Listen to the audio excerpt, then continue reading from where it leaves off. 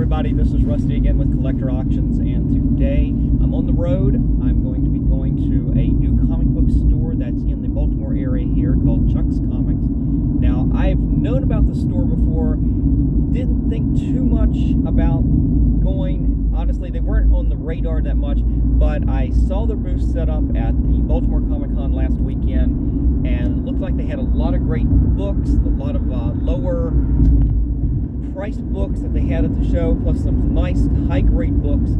So I figured, okay guys, why don't we go on the road this next weekend? Today, this is Sunday now, the Sunday after, a week after the Baltimore Comic Con. Let's take the day, let's go up and see what they've got. And I'm going to try to do something while I'm on this show today as well. I'm going to try to keep to a $50 budget. It is a little bit of a goal. I spent so much money at Baltimore Comic Con, I figured, why not do a $50 challenge? I've seen some other YouTubers in the community try to do this kind of thing. No promises. It's the goal for today. But you know me, if I find a really good bargain, even if it's a little bit higher price, I might go ahead and pull the plug. But that's the goal for today. We'll see how it goes. Stay tuned. I'll film a little bit when we get to the show, and then, the store, and I'll ask if I can film inside. So hopefully I'll have some footage from the inside. Regardless, I'll do a follow-up at the end, and we'll show you what I get. All right, guys. I'll talk to you later.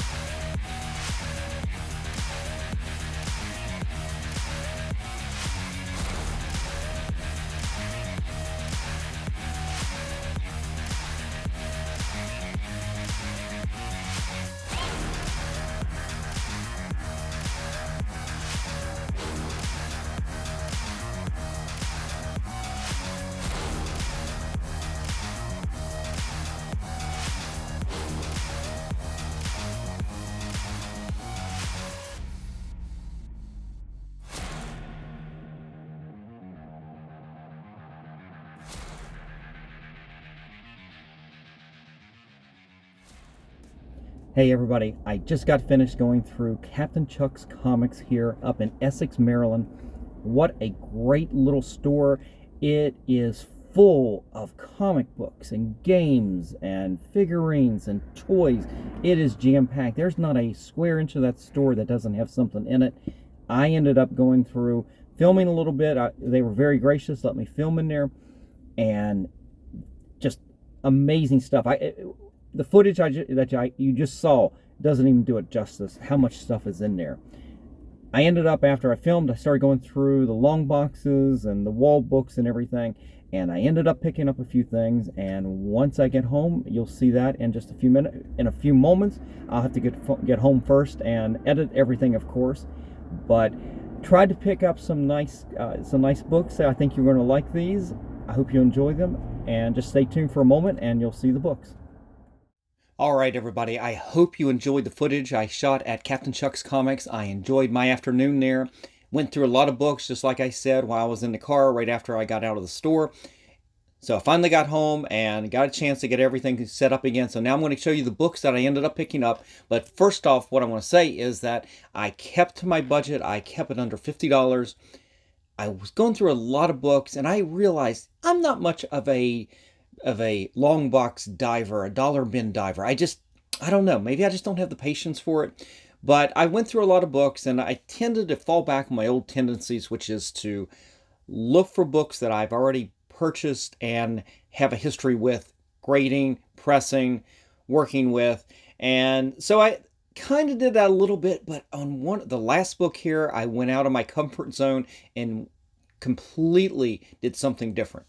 But let me show you the first two books I picked up, and both of these were wall books, and I picked them up because of the grade. The price was good, but the grade on these books, me looking at them, it looked really good. Looked very 9.8 candidate type books. So first one I ended up picking up was Captain America number 230, and it's got that classic, I believe this is a Bob Layton cover here with the Hulk smashing Cap and everything. And I had this book, but when I started selling some of my books, I was looking for some of them that actually had some value. But this is before I got into CGC and grading and things like that. And I ended up selling this book, and here we go again. It's history of buying books that I sold. So I picked up a really nice copy of this, and as I said, I kept to my $50 budget, and I picked up 3 books. I didn't really negotiate on this because I started with this. It's a $15 book. I didn't feel bad about spending that.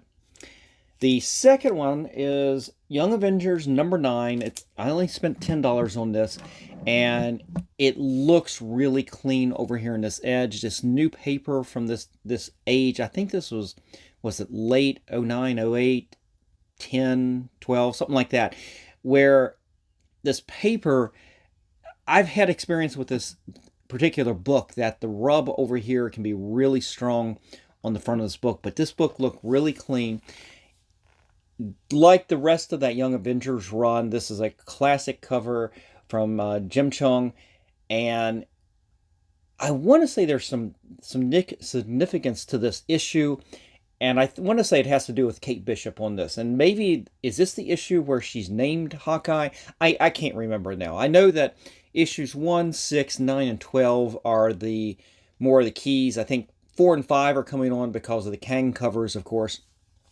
But again, I'm in the store right now, and I'm taking it all in. I spent hours going through the boxes, looking for certain books, seeing what I could see, and ended up, both of these are being wall books. In the end, I only picked up one book from the bin, and that's going to be the last book. And what I was finding was they had different sections they had some new modern type books at the very beginning of their boxes. The conditions are brand new, variant covers, and there was some older stuff in there too that had some value, minor keys here and there. Nothing really struck me that was on my radar, so I let that go. Then you kind of get into the regular boxes, and from the video, you see it's a very long room. The boxes go down the middle of the room, all the long boxes, and it goes down. Well, they're not even long boxes; they're made into cabinets. So, but basically the long boxes you're going through, essentially. And it's all alphabetical, and it goes all the way down in the room, and then you come up the other side, and it just continues all the way up. And I just kind of went through it, A to Z. Didn't see anything, and most of these books there were a lot of keys in there, but the conditions weren't exactly what I wanted. Again, I checked the rest of the wall books. Both of these I said were wall books. But then I get to the very end of, after the alphabetized boxes end, and I'm again at the front of the store, just on the other side of the aisle. They had a section of Gold Key, what else? Gold Key, Dell Comics. They had broken down into some old actually some Golden Age horror books are in there. There was a bunch of stuff like that. It was definitely early Silver Age, late Golden Age, and there was definitely some serious Golden Age books in there. Most of them were lower quality and everything. And then they had a better section of some of the Marvel DC books. It wasn't a huge section, and nothing really jumped out. They had a big section of action comics. I remember that. Adventure comics, action comics, a lot of those. But it's not really my wheelhouse. Maybe it should be. I need to expand, I suppose. I'm sure there were some keys in there, but it's just not my thing. So I started going through some of the boxes, and for some reason, Dell and Gold Key kind of just popped up on my radar a little bit. And so I'm going through the boxes, and I'm finding some old Uncle Scrooge, Donald Duck, Bugs Bunny, 4-color Dell comics, things like that. Walt Disney's stories, things that are really, really good. I'm sure there's some Carl Barks stuff in there, but the conditions weren't as high as I would like. I wouldn't mind. Some of those are 1940s, and I wouldn't mind getting some of those. Obviously, I'm just trying to find the best condition I can find.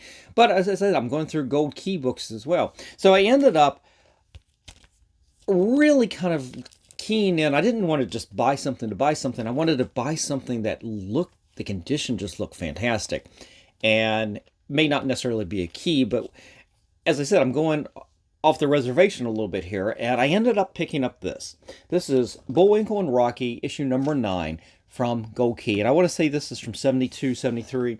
And I did a quick look up, and the reason I picked this up was, well, I love Rocky and Bullwinkle. I mean, I grew up on the reruns of that. They came out a little bit before I was born, but I grew up in the late 60s, early 70s, watching all the reruns. And love the characters, love the books and everything, and I had some of these. In fact, I think the next issue, I think I had that copy growing up. I never had this particular issue. The fact that I can remember that. So I picked it up. It wasn't because, again, of significance. It was because of the condition. And I'm looking at this book and I'm going, wow, this is really tight. The white really stands out. There's sharp corners, and I don't see any spine ticks over here. Now, I mean, I see some stress, but I don't see any spine ticks. I'm going, oh, that's a great looking comic book. Let's just do a quick look up, and usually I'll pull up Cover Price or Go Collect just for a quick look up, and for a 9.8 on something like this, recent sale on Heritage went for, I think it was several $100s at least. And I'm going, okay, let's put my skills to the test. This looks really good to begin with. I'm going to get this into the shop, and we'll see where we go with that. In the end, I spent a whole $15 on it. So it's not going to break the bank. And if you want to say, if I total all this up, I ended up spending a whole, what did I spend? I spent $40. I came in $10 under my budget and did pretty good. I took the other $10, and actually I spent a few more dollars, and I bought some supplies that I needed for the shop, comic bags and boards and things like that. But in terms of the comic book challenge here, I definitely met the challenge. I think this was a really good pickup, and I think it's something I'm going to start looking at a little bit more. I tend to lean so heavily on Marvel and a little bit of DC here and there, but I kind of love going back to my childhood, and I grew up on these This book here, now I didn't grow up on those 4-color books from the 40s and 50s, obviously. I'm not that old. But I grew up in Richie Rich and Little Dot and Baby Huey, and there's all these Donald Duck, Uncle Scrooge, all these stories from the early 70s. And yeah, it's kind of nice to go back and revisit something that was definitely beloved, just like the Marvel and DC books from that time too. Of course, I grew up on all of those, but these are the books I was reading. I still have copies of these. It'd be interesting to go back through the collection, the old boxes that just been worn out from all these years of reading, and see which ones I actually still have. But anyway, guys, that is it. I hope you enjoyed this video. I hope that you get a chance, if you're in the Baltimore area and can stop by Essex, Maryland, stop by Captain Chuck's Comics. What a great store. They were accommodating. And man, if you are into gaming and figurines and models and the toys and the game, role-playing games and all that, the number of Funkos and the statues, there was a lot of stuff for the square footage of that store. It's hard to believe, just again, how much stuff was actually in that store. So I look forward to going back, and I'm glad to be able to give those guys a shout out. You guys give them a shot when you're in town and check them out. That's it, guys. I'm out of here. I'll see you for the next one.